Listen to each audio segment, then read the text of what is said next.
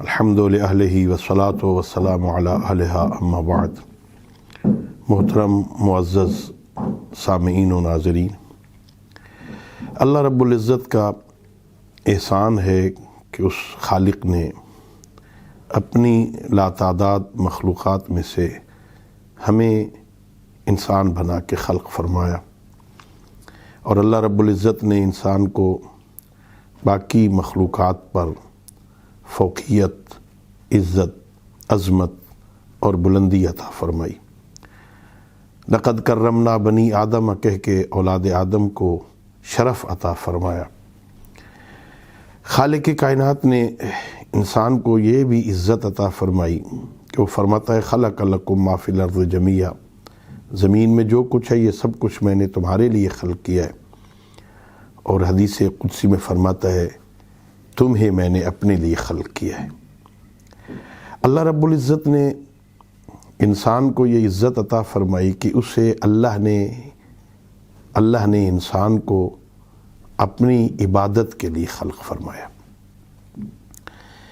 اور جب یہ انسان مکلف ہوتا ہے اس کے لیے پہلی شرط یہ ہے کہ وہ بالغ ہو، حد بلوغ کو پہنچے۔ مرد 15 سال کی عمر مکمل ہو جائے اور عورت کی 9 سال، تو یہ اس لائق ہو جاتا ہے کہ احکام خداوندی اس کی طرف متوجہ ہوں، عاقل بھی ہو، بالغ بھی ہو، قادر بھی ہو۔ ان کو شرائط عامہ کہتے ہیں، اور یہ مقام شکر ہے، یہ مقام فخر ہے کہ اللہ رب العزت نے ہمیں اس قابل بنا دیا ہے کہ اب اس کے احکام ہم پہ لاگو ہوتے ہیں، ہماری طرف متوجہ ہوتے ہیں۔ میں سمجھتا ہوں اس موقع پر جب بچہ 15 سال کی عمر کا ہو یا بیٹی 9 سال کے عمر کی ہو، تو گھر میں باقاعدہ ایک جشن منانا چاہیے کہ میرا بیٹا، میری بیٹی اب اس تکلیف اور اس مکلف ہونے کی حد کو پہنچ گئی ہے۔ باقاعدہ اسے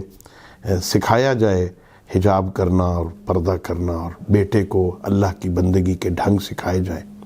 ویسے تو حکم ہے بچہ جب 7 سال کا ہو تو اسے اپنے ساتھ عبادت کے ڈھنگ سکھاؤ، نماز پڑھنے کا حکم دو، لیکن جب بالغ ہو جائے، اب وہ مکلف ہو گیا ہے، تو گھر میں جشن ہونا چاہیے۔ سکولوں میں جہاں بچے اور بچیاں اس عمر کو پہنچتی ہیں وہاں باقاعدہ جشن ہو، تاکہ انہیں احساس ہو کہ ہم اب اتنے بڑے ہو گئے ہیں کہ اللہ رب العزت کا حکم اور اللہ رب العزت کے اوامر و نواہی ہماری طرف متوجہ ہو رہے ہیں۔ اللہ رب العزت بحق محمد و آل محمد علیہ السلام ہم سب کو اپنی اولادوں کی صحیح تربیت کی توفیق عطا فرمائے۔